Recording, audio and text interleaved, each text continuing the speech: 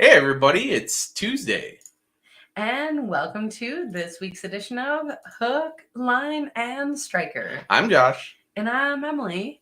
Thanks for being here with us tonight. Turn the comments on, Josh. That is true. We do have a comment section. So for those of you who are joining in, come and tell us where you're at, where you're listening from, what kind of fish you're catching, or, how your ice conditions are, because we are interested in that. Yeah. How are our ice conditions? Well, we were just chatting about that just a little bit ago, and our ice is doing really good here in, kind of central, northeast, whatever you want to call us, Wisconsin. We have like 16 to 20 some inches, depending on where you go. We fish a lot of little river systems, so we tend to run into a little bit shallower ice, but, we're starting to have to extend the auger a little bit, as you would say. So ice is good, travel is good. We haven't had that much snow, so getting around has been really easy. For the folks that are just starting the sturgeon spearing, this coming up this weekend, I think, starts it off This week, yeah. Just be careful out there when there's not very much snow on Lake Winnebago, that when that sun hits the ice, those cracks can bust up, and you just need to keep an eye out there. So, yeah. Otherwise, we've done okay, I think. That was a lot for the ice conditions. And as far as fishing, the funny thing is we've had some weather that's been a little bit up and down. I don't want to say we've had huge warm-ups because it's all been winter weather, and honestly all still right around freezing, but our warm-ups have been up to these 30-degree or so temperatures, and that has been nice. The days with that slightly warmer weather, the fish did seem to be biting a little bit more. Mm-hmm. We found ourselves going out after work a few different days. I guess that was last week already. And the weekend maybe wasn't quite as fast and furious, but we were at a pretty popular location where I think the fish get kind of beat up and walked on and overfished by Sunday. So, it was what it was. But actually, we also had quite the adventure this last weekend down in Milwaukee. Yeah. Well, it wasn't even Milwaukee. No, we went to Racine. We went and, hey, what's up, Kent? So we went down to Racine. We fished we didn't fish the tournament. Well, we went down there to hang out with some buddies, running the trout tournament down there. They had a slow day, which was kind of funny because after they left, our day kind of picked up. The couple hours we got to fish with those guys, we saw a couple fish marked. I had a steelhead up to the hole, and he popped off the spoon, and then you had a bite, and then we ran into 30-mile-an-hour winds in the dark, so taking down the Monster Lodge, and that was an adventure. But that's how it goes down there on the big lake. That is how it goes. I think one of the things that we hear a lot, and I'm not a trout expert, so anybody chime in if you know more than me, but, we always hear that they're a little bit sensitive, or they can be, to, if people are walking over them or tons of jigs, things like that. I don't want to say trout are smarter fish, but like maybe, I don't know.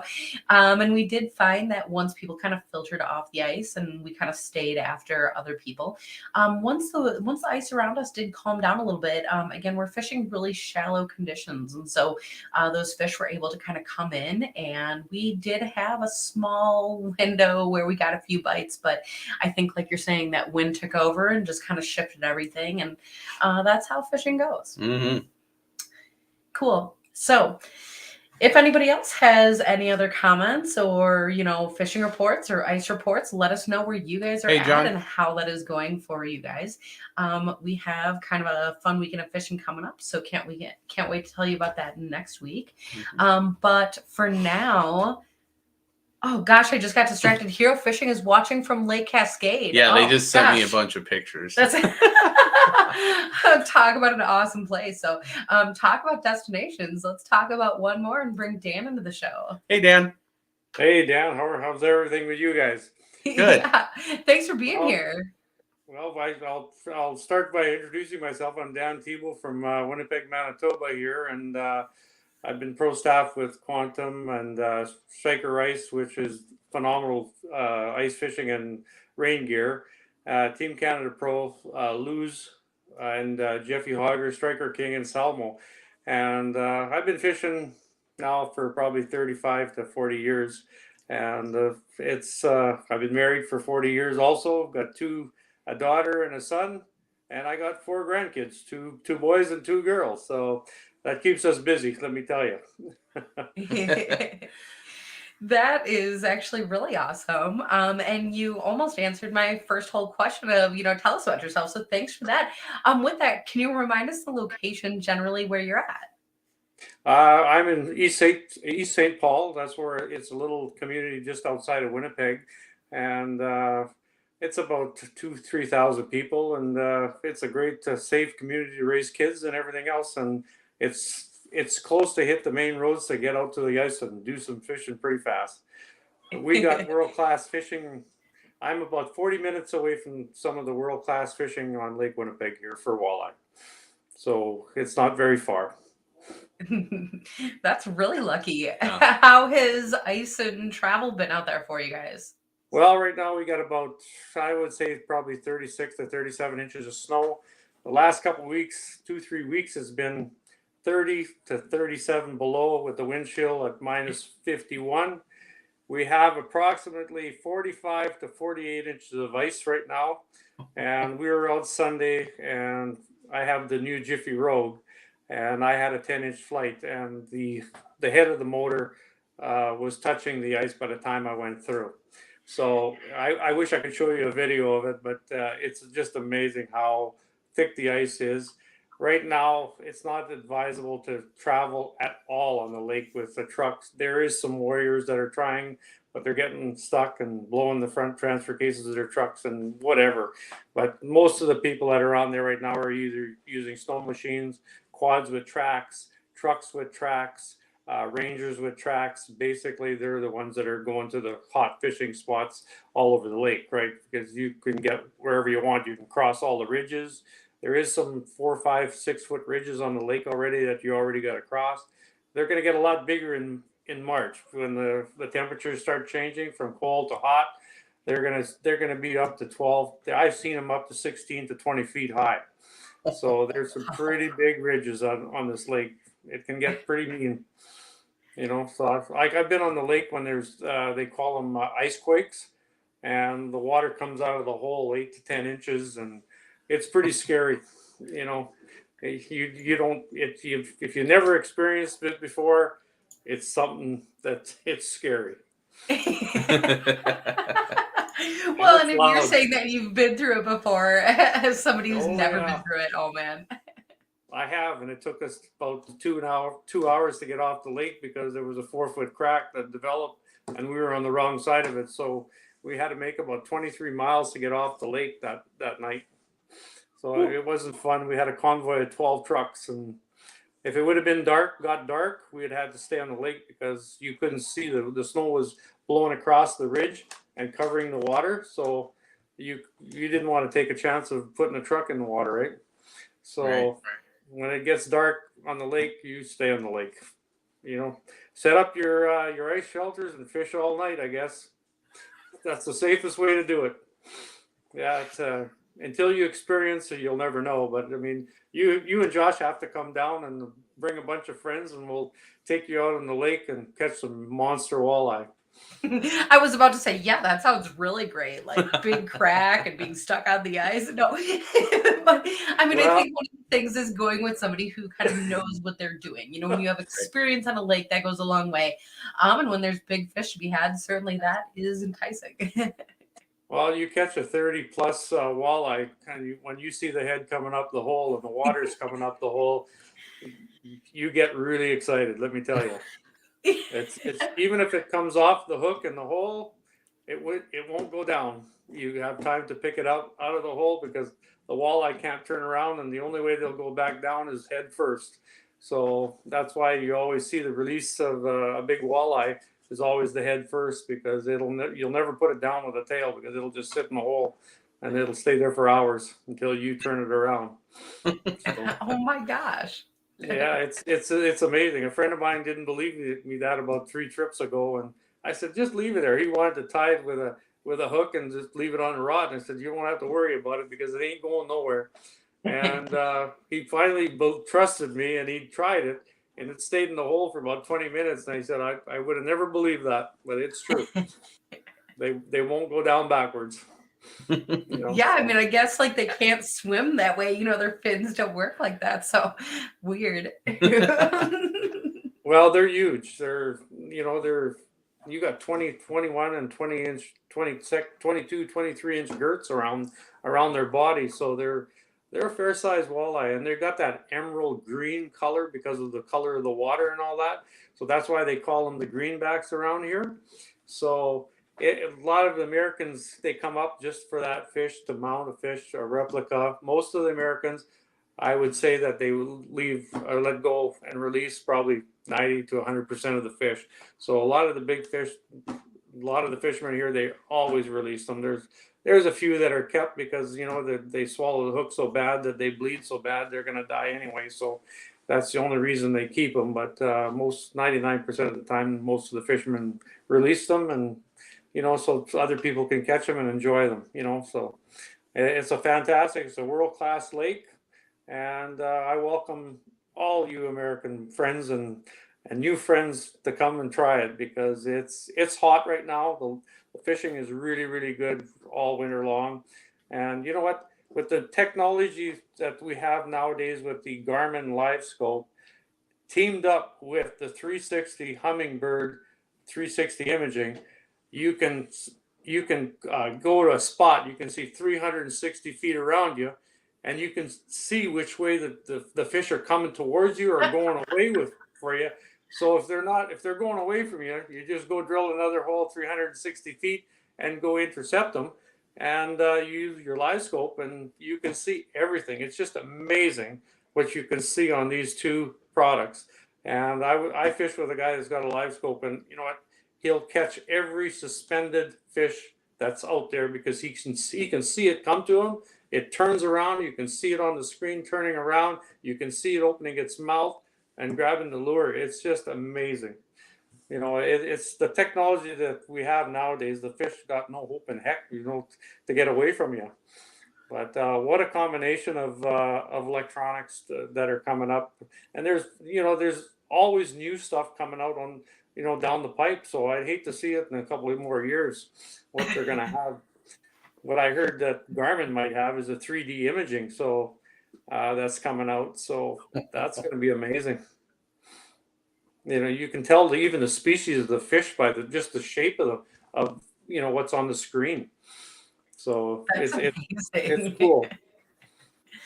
Wow. So when you have a great body of water and you can pinpoint all those fish, what are you using to successfully get them to bite? Because that still is the key. Well, right now, you know what? The last 5-6 weeks, we've been using these Salmo shell rails. I don't know if you've ever seen them before.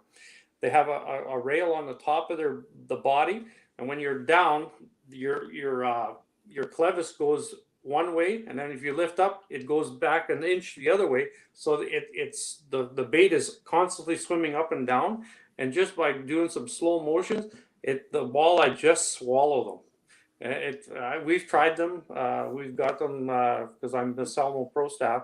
They give us a bunch to try out, and wow, I just can't wait to use them even in open water, because they're going to be deadly. The walleye, as soon as you drop them down, it's just like you can see them on the screen, and they're just going wide open, and their mouths are open, and they just hit that bait so hard. You got to be ready for them, because you get a 27, 28 inch walleye going at that speed, it really pulls on your rod. And did you say that you were pounding the bottom, or you were jigging mid water column?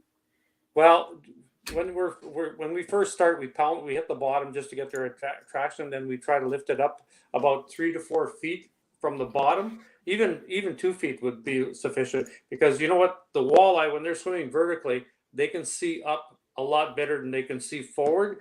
So they'll see the bait, and then you can see them on the screen. They'll just start coming up towards your bait, and you just jig it a little bit, an inch or so, and just work your bait, and they just swallow it. And you're catching these walleye without any bait on that hook. It's just bare a bait caster hook or a crankbait. It's a bare crankbait. Crankbait, and they work amazingly.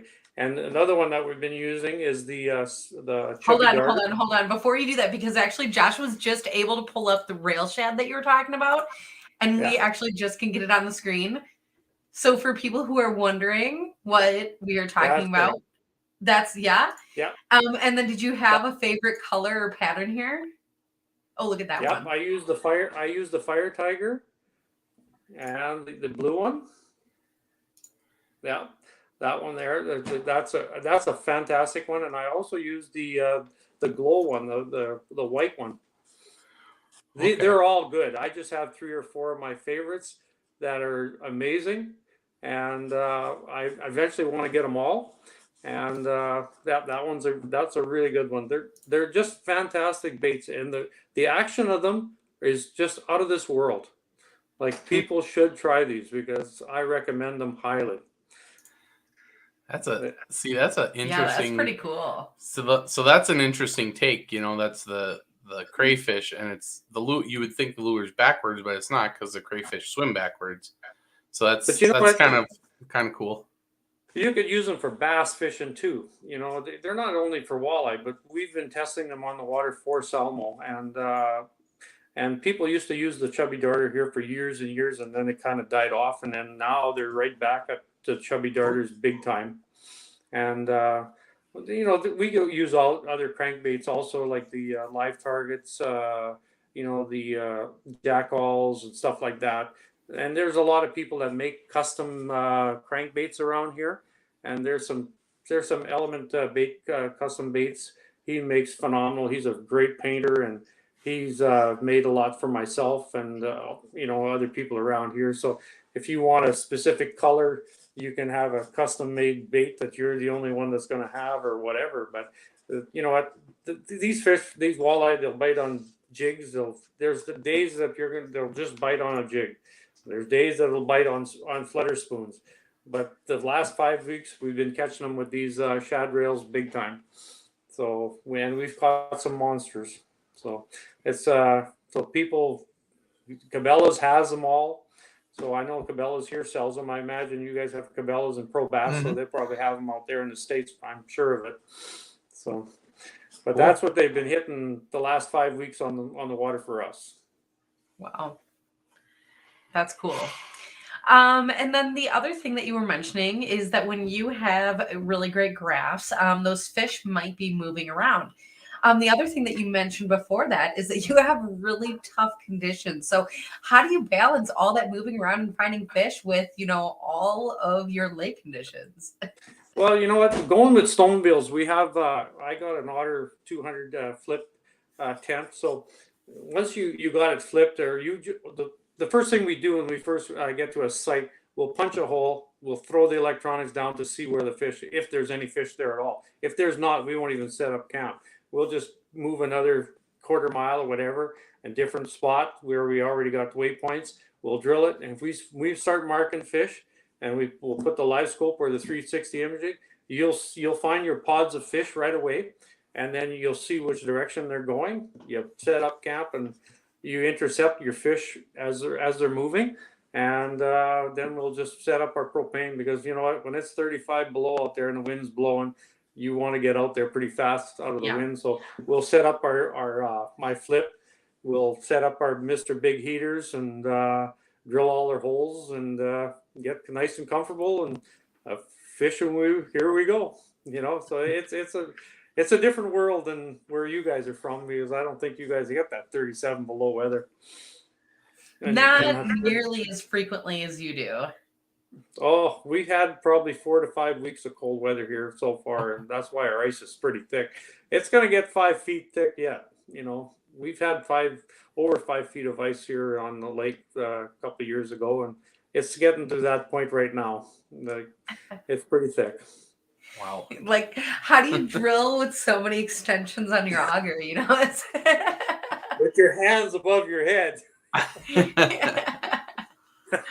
That is so funny. It's something else, because when you're drilling and you're 3-4 feet down, you have to clean your hole, because if you don't, that auger, if it stays stuck in that and all that slush that's coming up, you got to use a pipe wrench to get your auger blade out of it after that. And it's not fun. So you got to keep cleaning your hole, all the snow and the chips of ice and stuff like that, because I don't know how many over the years, I don't know how many flights I've seen frozen in the ice that people can't get out and they leave them there.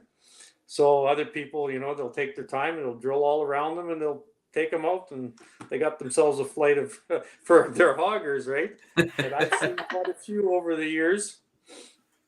I'll bet you if I could pick up all the cell phones that fell down the hole in this lake, I'd be a millionaire. I can say that because I've lost 2 in 8 days. So now I'm a little bit more careful with my cell phone. Yeah, That's funny. I do think that you're making a really great point about the auger, though. And so, like, I know that you already said this, but I think it's even worth kind of revisiting that. When you're talking about clearing that hole of those shavings, I think that there's a lot of places in the ice belt this year that have a ton of ice.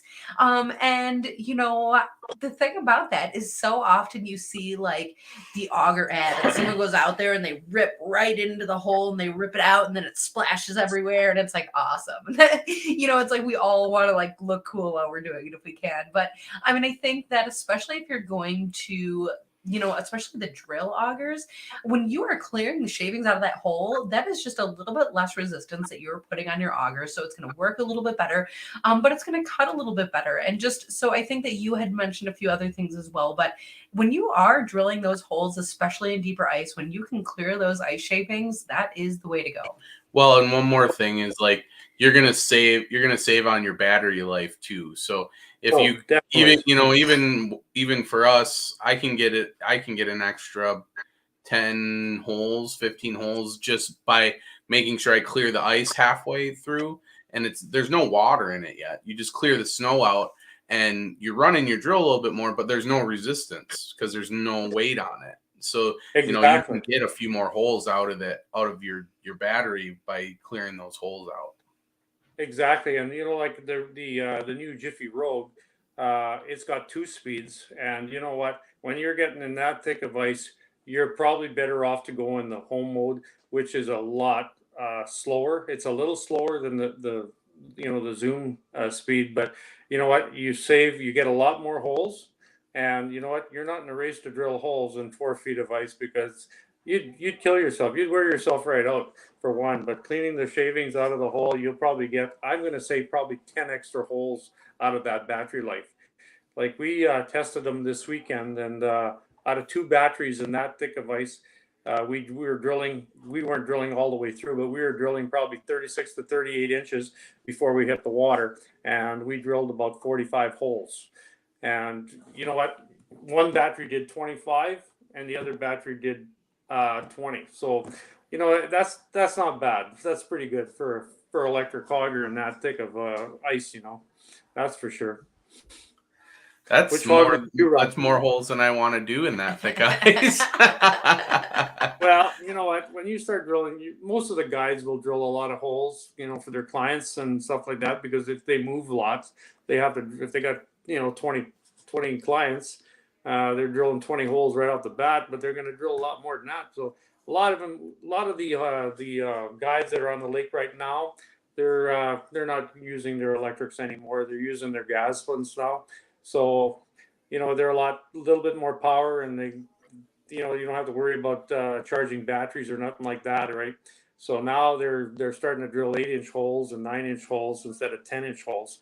So, and they're drilling a lot of holes. But for myself, the max I'd probably drill maybe 25 holes a day, because you know what? With the electronics that you have nowadays, like I was telling you, if you can find the pods of fish right away, you're going to be on them right away, and you can see them move, which way they're going as you're fishing.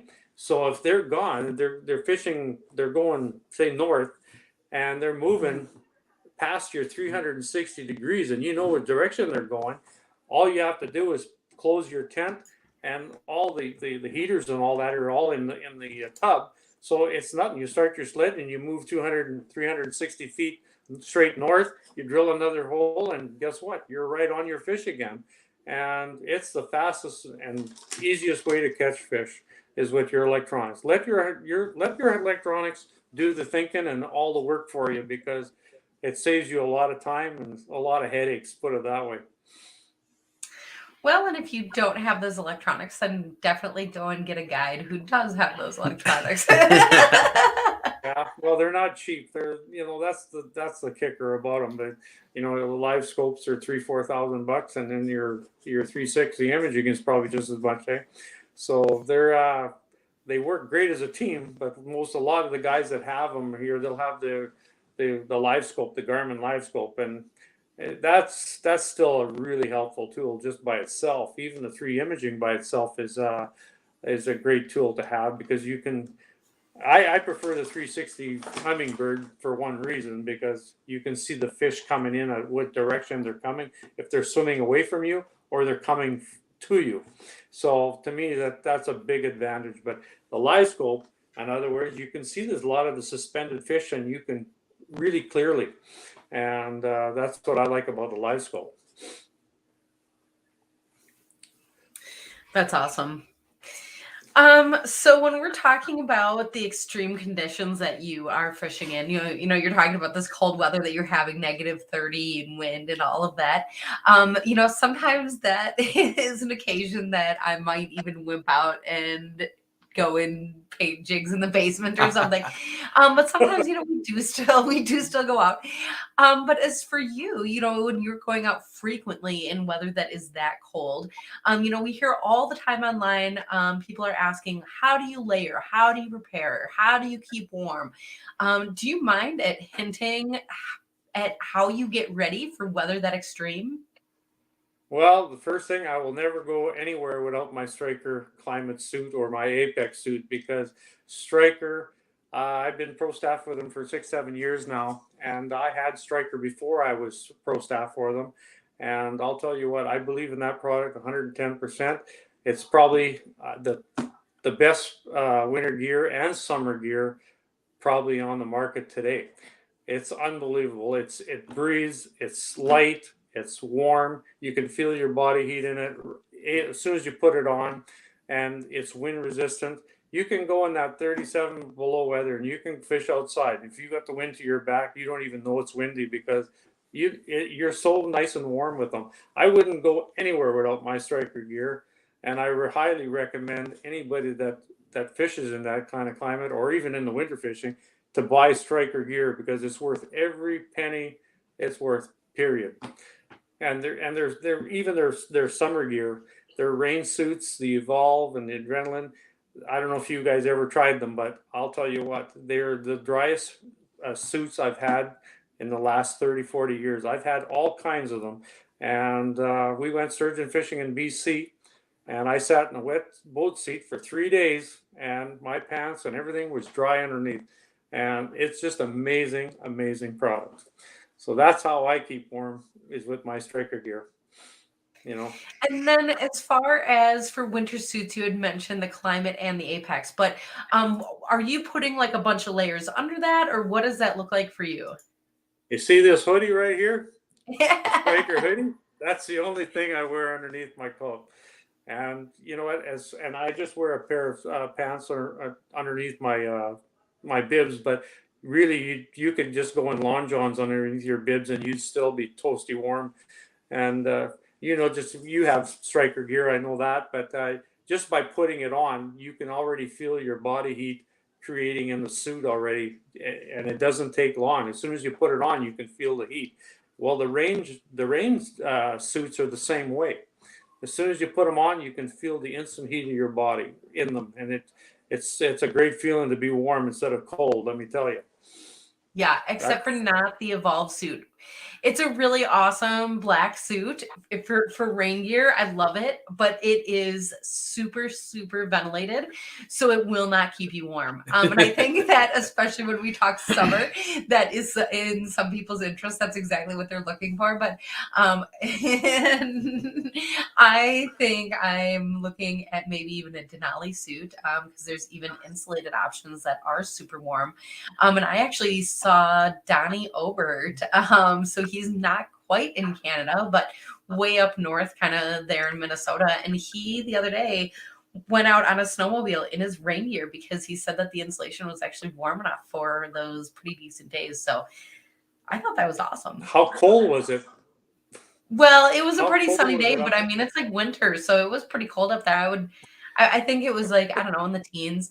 Donnie, if you're listening, he's not. He's guiding. That guy's always fishing.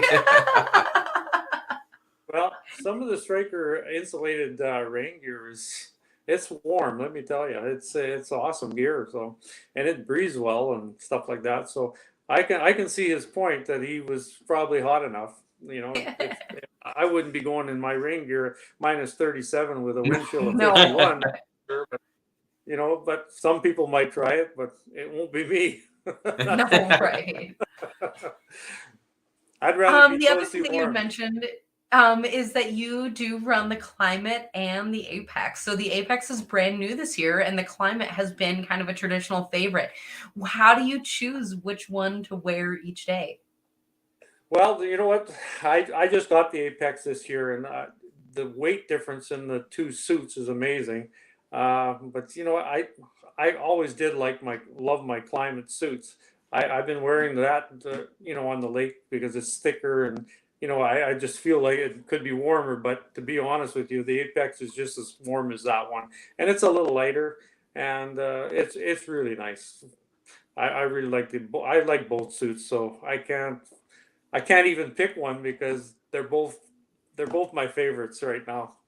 Yeah, when you guide, you use the one that's dry and not full of ice. Yeah, no kidding. So, you were talking about walleyes and that the bite is on by you guys. How long does that bite stay like that? Like until ice is out? Right till the end of the season, which is at the end of March. Like they call this March Madness over here. That's when the walleye start spawning and stuff like that, and they're getting ready for spawning, and they're so big at that time. There's some of these fish that they'll fill up a 10-inch hole because their bellies are so full of eggs. They probably got 5 to 6 pounds of eggs in their bellies, and they're huge. So March Madness is when we get a lot of American clients up here and people that come and catch these fish because they're huge by that time, eh? But you know, there's Americans coming up pretty well all winter long. But you know, but with this pandemic happening, it's been a little bit slower for the guides to get the Americans to come up here because there's so much paperwork to do to cross the borders and everything else, right? So we really miss you guys because you know I've got so many American friends and they're fantastic, and you know I got some that are coming up next week, and I'm going fishing with them, and it's such a pleasure to fish with you guys. We're neighbors. Yeah. Do you think with less people coming up there, that's why the bite is extra hot this year? Is because the fish haven't seen as many lures? Not at all. You know what? The lake has been like that for so many years. And you know what? Even if the commercial fishing that's on the lake, the south basin of the south basin of the lake, they don't allow the commercial fishermen to fish on that part of the lake. So that's a big area. So that the fish are really concentrated on that area. So it's really nice that the commercial fishermen are further north than that. So the bite, you know, you're going to get some slow days. There's no two ways about it. But you're always going to come. You're always going to catch fish. I've never gone there without catching any fish. So there, you know, there's days that are better than others, but most of the time, you know, you're always going to catch one or two or three or whatever big ones. So, you know, out of the eater size fish. So the average, you're catching eater size right now from 20 to 24, and that's not a word of lie. You're catching some really nice walleye right now. And even with the zebra mussels on the lake and clearing the water, making it clearer, I don't know. It seems like the last 5-6 years is the lake has been getting better and better and better as far as I'm concerned. But it's a great fishery. It's a world class fishery, and it's known for its walleye and the big greenback, and it's also known for the color of them. Like you've seen some of my pictures, and you see that kind of emerald green that you see on the fish. Well, that it's amazing because that attracts so many of you guys, American people, because you guys don't see walleye that color, at all. It's just over here because of the color of the water and it's all because of the limestone that's in the water system, eh? So it's a great fishery. So we welcome all you guys up here. So we're talking a lot about walleyes, but I went to school over by Grand Forks, North Dakota. So I was on the Red River a lot, and we did catch a few walleyes on the Red River. That gets a really good spring bite and some fall bite. But one thing that you don't hear a lot about from Lake Winnipeg is the giant channel catfish you guys have up there. And that's something that I am very passionate about because I didn't grow up fishing catfish. I grew up in central Minnesota. I'm a pan fisherman, and I moved up there, and there's it's a river basin, so you don't get a whole lot of little lakes. So I had to fish the river, learned how to catfish, and I'm catching channel catfish on average that are like 7-8 pounds. And I thought, oh, this is awesome. Well, I found out that that's not an average channel catfish size. That's like trophy channel catfish size. And then we're catching big ones are like 15, 20, 25 pounds. And they get even bigger up by you. So do you fish for those at all when you're up there? Oh, yeah, definitely. The Red River is also known for their class walleye, catfish around here. But you know what? They're protected for one. And so from Lockport down where they have a dam, down from there to the lake, the catfish is a world-class fishery, and it's on its own. Like right now, you can't keep a catfish under 24 inches. Like 24 inches and above, you have to release. So if you want one to eat for supper, which most people around here don't, we don't keep them. We just throw them back in. But try to catch one under 24 inches is impossible. Like it's so hard. You're catching some really big catfish. My biggest one here is 39 3/4, and that was a big fish, and that was my personal best. But when I used to guide when I was younger, one of my American clients had got a 42, so they're big. Like I would say the average size around here is probably 32 and up. 32 to 36 inch catfish. And there's days you can catch 40, 50, 60 a day, no problem. But you'll always catch, I'd say from anywhere from 10 to 25. That is not uncommon at all around here. Like the catfish are amazing. That's so awesome. And one of the reasons that you guys have that fishery as far as catfish goes is that if you don't know anything about the Red River, guys, this is a river that flows north. So Lake Winnipeg is where the river is dumping into.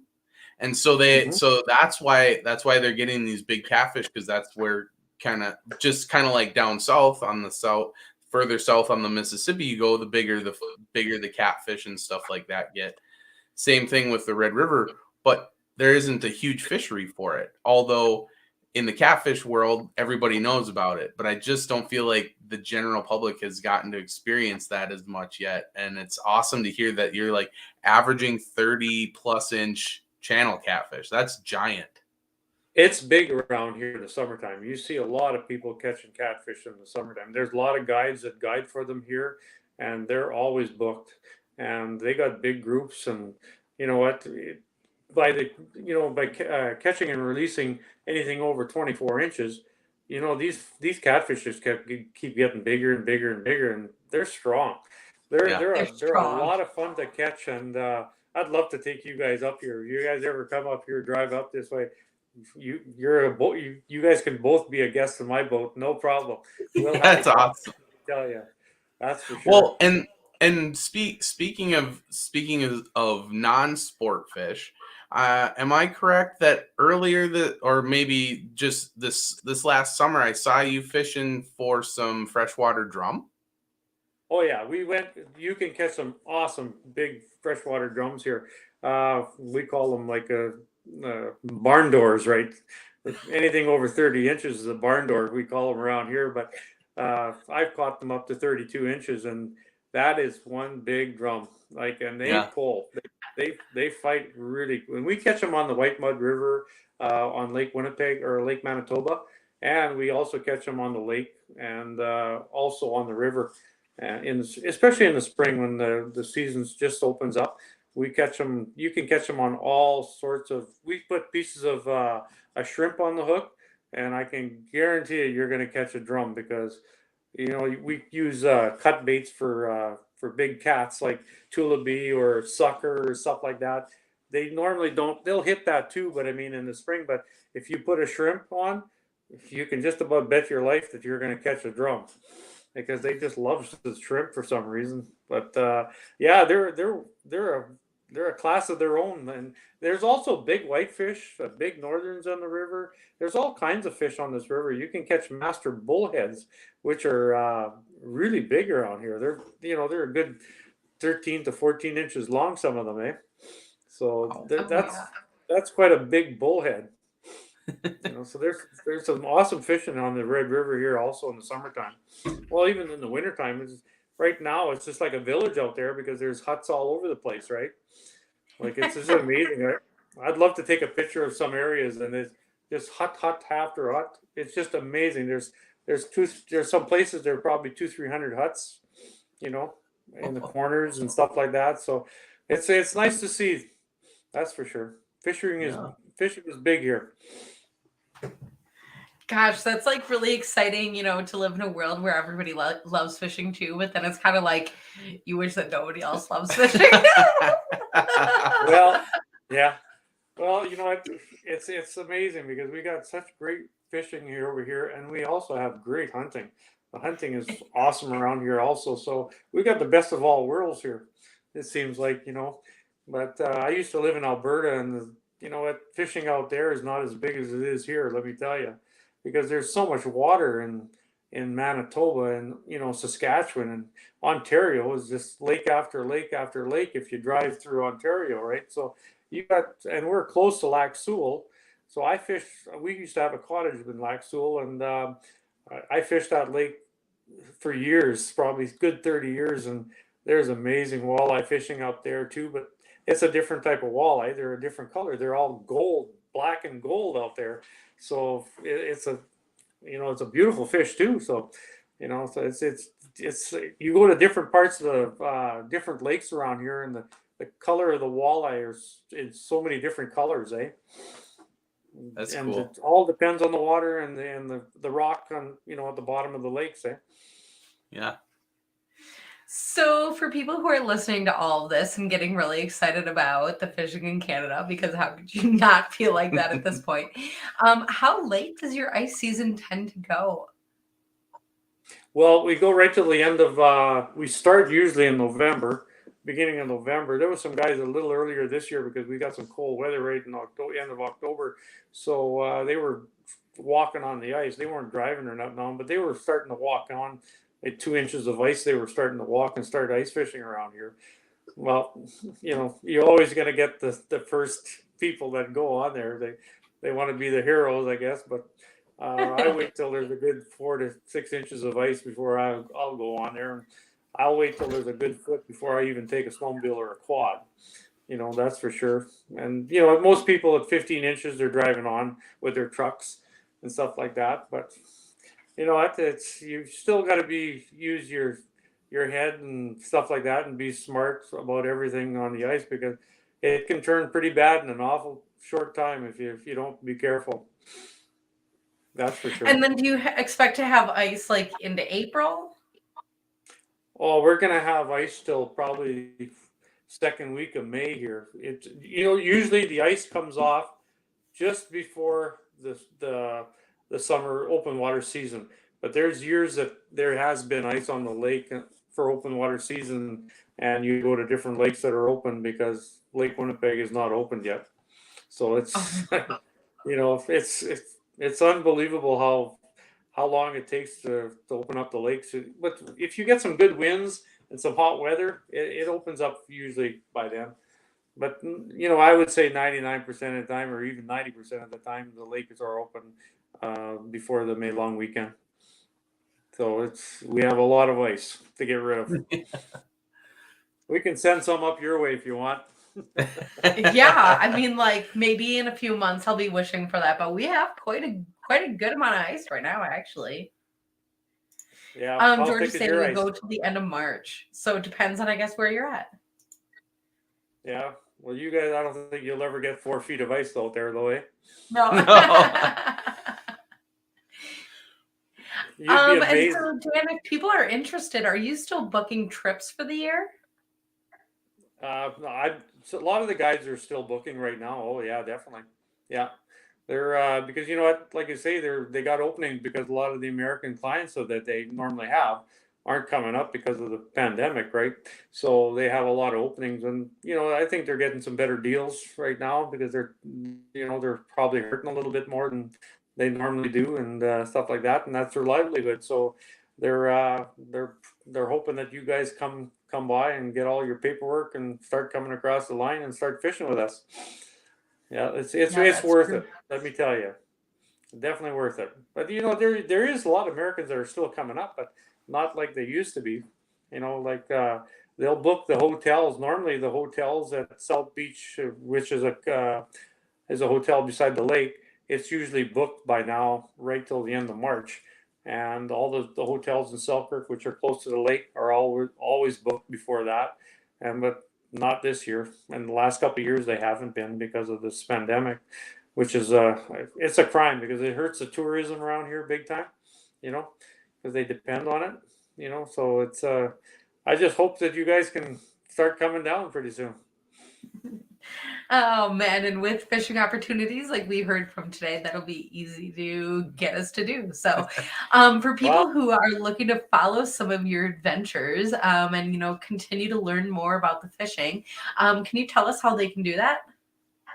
Yeah, they can follow me on my Instagram accounts at D Thibeault, which is DTHIBEAULT 29, and then look at my name of Dan Thibeault on Facebook, and they can see my profiles because I put it on public so a lot of people can see it and see all the big fish and stuff like that. So it's it'll excite them and they'll probably want to come fishing. In my boat, it's always more the merrier. We always have Perfect. That's awesome. Well, I'll tell you what. I really want you and Josh to come up and experience that. Yeah, it's on my list for sure. I want that too. It'd be a pleasure to take you both out here, that's for sure. And you'd have to bring Jeannie with you because she's been trying to get here with her boys and she hasn't. She's been too busy at the striker plant. Yeah. I don't know if she's listening tonight, but Jeannie, you got to come up. We'll grab her on our way north. Yeah. You just have to hog tie her and put her in the back of the truck and bring her down. That's all. That's awesome. So, with that being said, we've had a whole bunch of fun tonight. So thanks for being here to talk all about fishing and all of this. Mm-hmm. Well, pardon me, say that again. Oh, I just said thanks for being here to talk fishing with us tonight. Oh, it was a blast. You know what? Anytime, and I really enjoyed it, and it was great meeting you people on here and stuff like that. And like I say, it's if you ever want me to talk again, just give me a message, and we can fill you in, and we can put some pictures of some big walleye on here, and I can send them to you, and you can always put them on to show people how big the walleye are around here. Yeah. You know what? I will do that this week. I'll send you a bunch of pictures, and if you want to show them on other podcasts that you guys are doing, they would love it. And I guarantee you, they'll probably want to come down to Canada to fish. I know you want to. Oh my gosh, that is for sure. Yeah. Oh yeah. Well, That's for sure. and to the people at home, we appreciate you guys being here as well. And we love to share all of this kind of stuff with you. So that is always a ton of fun. And, your questions and comments and things along the way are always really great as well. So love hearing that. And until next time, looking forward to seeing you on the next episode of Hook, Line, and Striker. Night, everybody.